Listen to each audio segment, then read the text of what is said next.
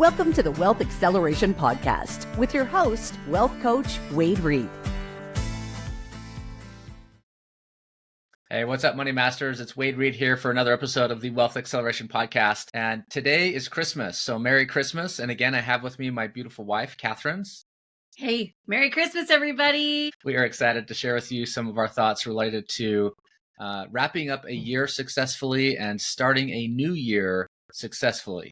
So new year, new you. We do have a few things that we like to do on a regular basis to kind of clean up for the year, right?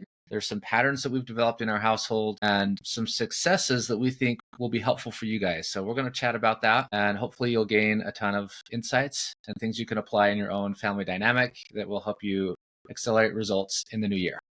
Let's do it. Awesome. Okay. So what's on your mind, Kath? Well, I'm really stoked about this episode, guys, because I'm a planner. I've always been a planner. My mom said of all her 6 kids, I had the most organized sock drawer. I liked clean and organization. I feel like a lot of accelerating our wealth is effective planning, and then we can be the best that we can be. And so I really, really am intentional. We both are that last week of the year. So a Merry Christmas and a Happy New Year, right? This next week, we really want to challenge you guys to dive in. What were some of the highs and highs and lows? Maybe get out your gratitude journal. Let's start that. It's a high vibration. What are we grateful for? What are some of our wins from this last year? And a lot of reflection. It's okay to take time. I saw something today that said nature teaches us in the winter, as nature isn't as productive, right? We don't have the pretty flowers yet. It's as nature is resting, it's okay for our own bodies and minds, spirits to rest a little bit. And I love that time to just be journaling, going through my closets if I haven't already, and do some decluttering, because we've just got maybe some new things from parents, grandparents, and Santa. If you guys have been good, Santa came to your house, right? I mean, we're focusing on baby Jesus. I know a lot of us are Christians too, but as we've received a few gifts, let's look through some of our purging our old, maybe clothes, toys, teaching our kids to do the same. And then what I really love is planning. Get out that calendar. And what are the vacations going to be? How much money do we have that we can allocate for those vacations? What about the doctor's appointments? Okay, we've got obviously birthdays. We love celebrating birthdays around here, all 8 of us. It's like, hey, let's make sure we set time aside and money aside, right? As we're talking about money here, and we're intentional about it all. So. Absolutely. So let's get a little more specific about this. You mentioned kind of purging some things, cleaning out some clothes, some toys.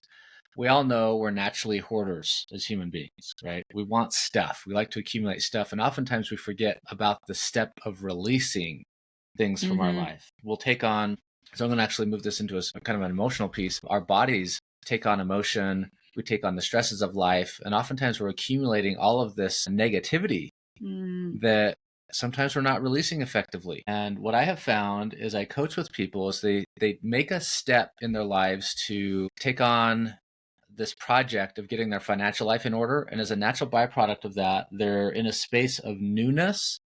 And as they get their financial life in order, closets start to get cleaned out. I get these stories all the time. I don't know why I'm telling you this, but like I felt inclined like I needed to clean out my closet or my garage or my yard this week. I'm like, well, that's normal, actually, because when we establish newness, there's a motivation to clean up other areas of our life and get those in good order. So some of the patterns we've developed, and this comes from some mentors we had, Oliver and Rachel DeMille, right?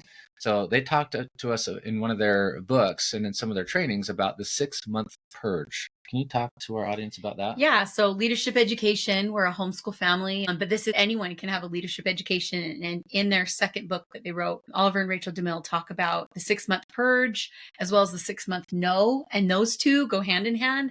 And I feel like even in that book, leadership education, I will revisit those couple of pages again and again and again, because it specifically walks you through and just gives me kind of permission. Like it's okay to let it go.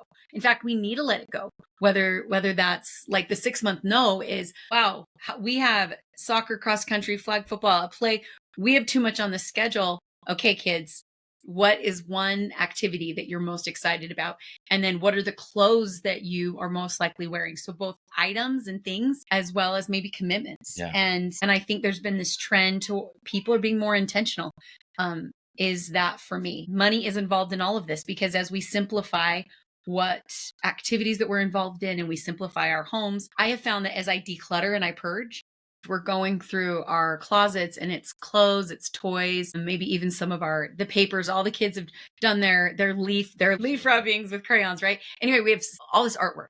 Let's go through some of the paperwork, some of the artwork, and we can purge through that as well. So clothing, as we get new clothing, we have a habit in our family that any new item we get, we need to let go of an item. Absolutely. Give it to Goodwill. Any new toys that come in, the kids need to look at their inventory of toys and say, what are you going to give away to somebody else so that we have room for this? And there's this kind of idea of minimalism in our society the past, I would say, 5 to 10 years, where it's kind of been more popular to kind of clean up your spaces and keep things lean. What we know, when we have fewer things in our life, there's less drag. Think of it like if you're driving your car and you had a big branch that was tied to your car and you're dragging that around.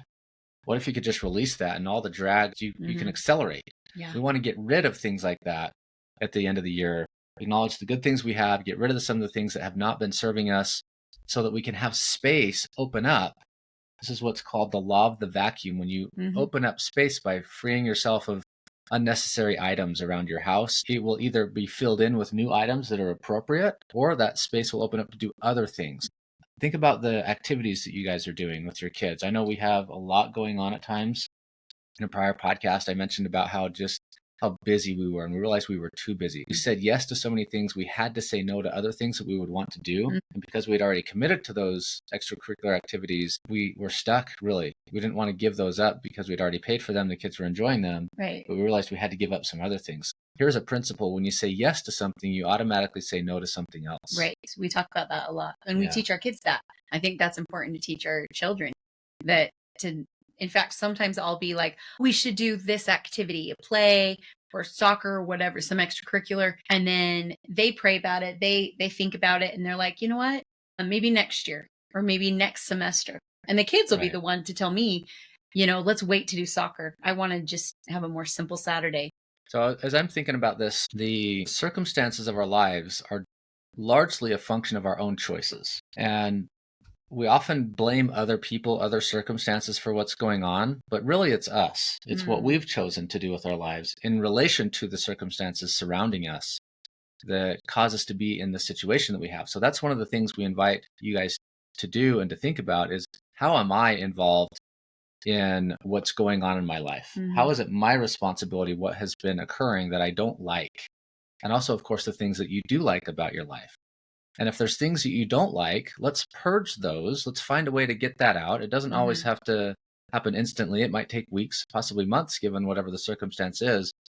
But you can release old things that are not serving you. Maybe it's a vehicle, an extra vehicle. In fact, we're in the process of deciding we have one too many vehicles in our household. So we're going to release one of those vehicles, which will free up insurance costs and will free up maintenance costs and will free up gasoline costs.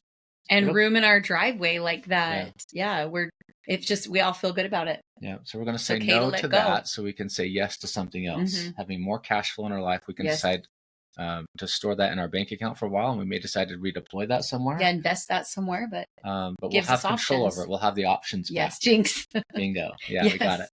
So as you prepare for the new year, guys, Christmas is a great time to step back and be grateful. Look at the beautiful things in our life, the gift of, in our view, God's gift of life, the gift of raw materials in this world that we get to go out and decide how to refine those materials into something meaningful and useful, to create a society that is cohesive and that allows us to create such interesting experiences, right? The homes we live in, the technology we use, the places we can go travel to through such rapid means, airplanes and trains and automobiles. Isn't there a movie? Yeah, there is. Planes, trains, and automobiles. It's like from the 70s or something. Oh my gosh. Anyway, we're so blessed. And as you begin the new year, I really want you guys to be in a place where you can truly accelerate for 2025. Get rid of that old stuff that's dragging you back. Take true inventory of what's going on in your life, in your household. What are the things that you can easily let go of? What are the things you could sell to free up cash? Maybe you have an extra vehicle like we do, and you can get rid of that and use that for something else. Maybe you need to downsize, actually. Maybe you have too big of a home or too expensive of a vehicle, and you realize that's draining your cash flow. You don't have enough control over that. So you've got to release those things, get something simpler so you have more cash flow you can control, which brings peace of mind and opportunities. No one gets successful financially or wealthy without having cash to make investments. So our invitation is like, don't let the world tell you what to do with your money. You decide. Be proactive with how you approach your life, particularly as we move into a new year. It's a really nice, fresh time to be thinking about that and making plans for your future. So part of the planning process is financial planning. You have now a year that you could look back over and see how your spending was this year on average, and be looking at this next year. Is anything going to change? Do you have an increase to your income that's likely to come in that you can use differently than you did last time you got an increase to your income? Is there a system that you can follow? I have those things for you guys. There's some resources. My Personal Finance Essentials course that I just launched that has some training about that. My free budgeting tool called the Spending Tracker and Planner. You can get that free on my website. You can take a look at some of your basic awareness financially in my free tool called the Money Wise Assessment that's also on the website. So as you plan for your future, you've got to have some historical analysis, and you have to be willing to track. If you're not willing to track your financial life, you're unlikely to have the positive results you're looking for. Just like in businesses, any business you work for, whether it's your own or someone else's, there's always tracking mechanisms. Those tracking mechanisms help create accountability to achieving the goals that are intended to be achieved. And when you apply the principles of a successful business in your home life, you'll have like a weekly mastermind. We mentioned that in the last podcast. That's a chance for you as partners, if you're married, to sit down and make sure you're on the same page about the goals of your family. Yeah. A family is legitimately a partnership. It's a legal partnership. And we ought to treat it in a similar way to businesses. Not that we're so rigid and so forth the way businesses are, but there's really healthy, good communication happening. And then you can bring that down to your children, let them be as kind of employees of the family, so to speak. They can be involved in the conversations and what's important to them, so that as a family unit, you guys are moving in the right direction as a family. And that, of course, requires decisions related to the financial resources that you have, how you're going to spend that money, how much you're going to be saving, and how much you want to be able to invest, which may include investing in education. You know, our kids are at the stage where they're starting to consider college or trade schools or starting businesses. Yeah. What family resources are available to help them get off on the right foot? Do you even have any? If you do, what will be the impact of making that decision to use that money for that one thing? Because again, you say yes to something, you're saying no to something else. Right. So any parting comments today? Just, we hope you guys have a great holiday break. I know some of you guys might have kids or grandkids that are off school. So just enjoy that time together. Make that gingerbread, decorate that gingerbread house, make cookies if you haven't had a chance to do that. But just take this time to be still and meditate and plan. Think about, again, what are my wins? What are the highs and the lows of this year? And celebrate this year, even if it was a really hard year. Focus on gratitude. What you focus on expands. I love that so much. I say that to my kids every day. What you focus on expands. And as we focus on gratitude and being grateful for the year, and be abundant, and in this time of planning and a new year, new you, how can I be even better spiritually, physically, financially, emotionally, in so many ways? How can we take care of ourselves and our bank accounts, are teaching our children to work and we work hard? All of these good principles. Let's be the best that we can be in this new year. Awesome. Guys, get out there and do some planning and make it fun. So we'll see you in the next one, and we'll see you in the new year. All right. Take care. Yeah. Thanks for tuning in to the Wealth Acceleration Podcast.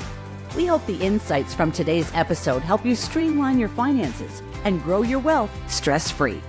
For show notes from today's episode and more tips on creating a comprehensive wealth-building plan, visit moneymasterycoaching.com. Remember, financial freedom is attainable.